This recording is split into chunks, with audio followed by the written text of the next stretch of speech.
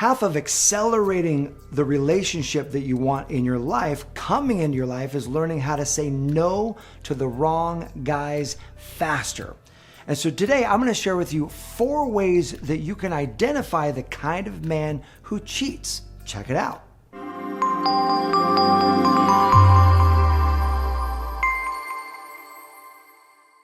Hey there, this is Matt Boggs, and I'm the founder of the Love and Relationships Division here at the Brave Thinking Institute, where our mission is empowering people to create and live a life they love.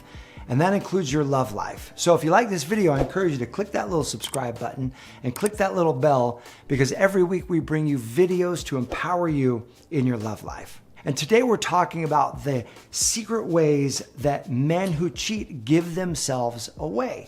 And so what I want to mention right here at the top of this video is that any one of these signals doesn't prove that this guy is a cheater. But in relationships, what you're looking for are signs that there are green flags in this relationship, meaning green lights, move forward, all signs point to move forward ahead with this relationship. Or there can be yellow or red flags saying, look, this relationship is not the kind of relationship you want to progress with. So what I'm going to share with you are yellow or red flags that you really want to pay attention to.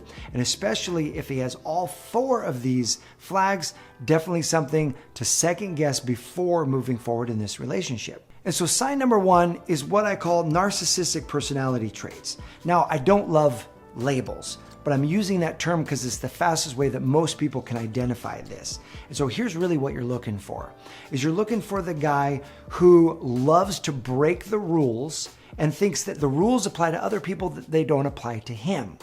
Now, the challenge is this can be a really fun guy to go on a date with, because it's the 2 of you and it's you against the world.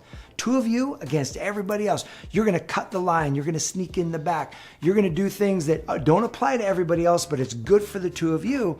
And while it's fun, and while it's exciting, and while your adrenaline is pumping and the 2 of you are bonding, the challenge is that mindset of the rules apply to others, but they don't apply to him, aren't sequestered to that one area of his life.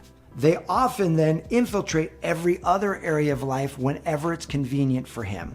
In other words, when the relationship starts to become more mundane, when things start to get boring, then he'll start to break the rules to create more excitement, thinking the rules of being monogamous or faithful apply to other people, but they don't apply to him, because his job is to keep things exciting and fun.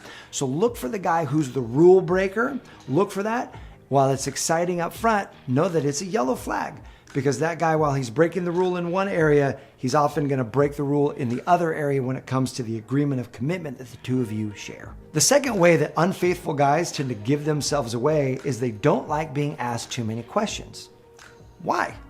Well, it's because if you have too many details about their life, then you can pin them down on where they are, or the commitments, or the facts. The stories they're giving you often won't line up if they're giving too many details. So you ask about his work and he's really vague about his work or what he's doing. You ask about his personal life or his travels. He just took a trip. Where'd he go? And he's kind of real vague, and he went here and there and didn't really tell you many of the details. Didn't he send you any pictures of the trip? And the 2 of you are dating. That's a yellow flag. You see, the guy who wants a partnership with you, the guy who wants a relationship with you, that guy wants to be open.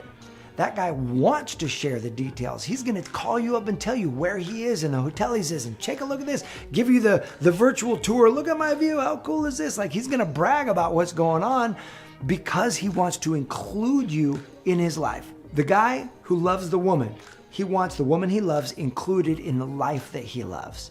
It's the player. It's the guy who wants to have his cake and eat it too, have all kinds of options. He wants as little information getting out there as possible. And so you'll see him getting frustrated or irritated or avoidant at the questions you're asking. Number 3 is he is a smooth talker.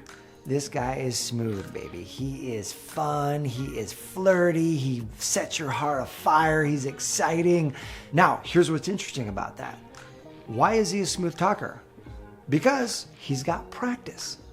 Being smooth, being flirty, being fun isn't something people naturally are. You have to be talking to a lot of women. You have to be engaging in a lot of social interactions to develop that skill set. Now, important to realize, not every smooth talker is a cheater.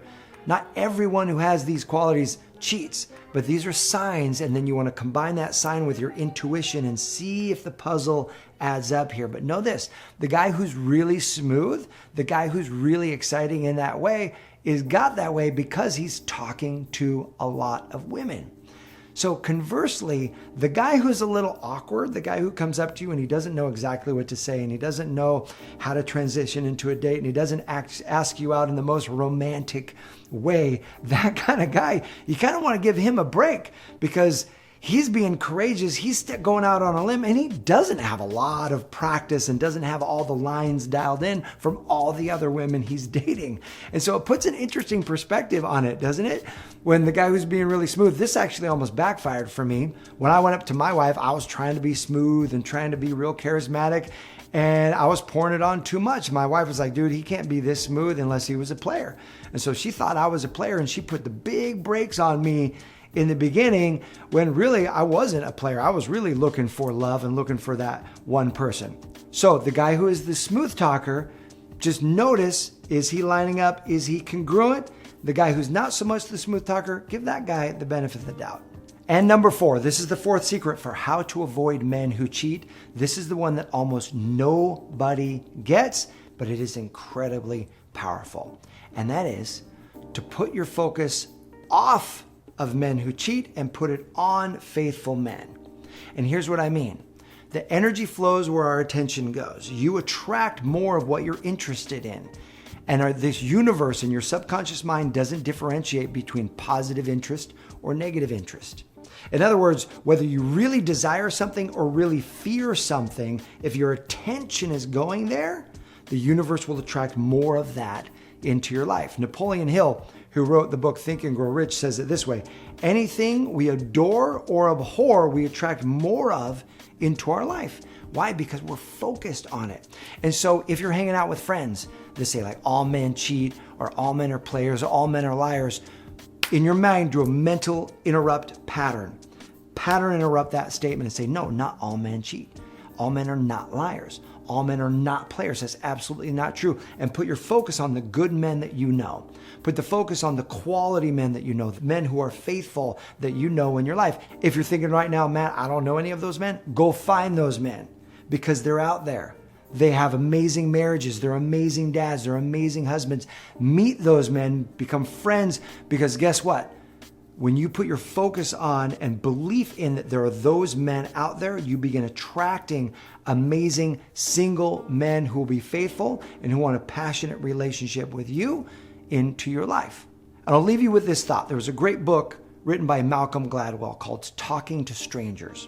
And it was all about our ability to assess whether or not someone was telling the truth or not.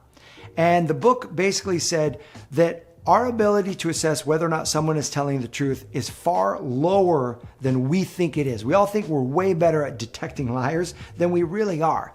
But here's the deal. The cost of believing that everybody lies is way higher than the gain of spotting the 1 or 2 liars that may cheat or that may try to pull one over on you. Instead, the benefit of just believing in people, giving people the benefit of the doubt, far outweighs the cost of the 1 or 2 people who may betray your trust every now and again. Because the truth is, the vast majority of people are good people. And I want to extend that to the people that you're dating, the men you're dating. The truth is, the vast majority of men that you're going to go out with, they're good guys. They want the best for themselves. They want the best for you. They're trying to create something special, something beautiful. The truth is that the players, if you ask them about what they want, they're going to tell you that they're going to just want a casual relationship. They're going to be upfront with you. And so allow these 4 ways just be clues to help guide you on the path of your amazing love life. I appreciate you. I hope this serves you. Thanks for watching, and I'll see you soon.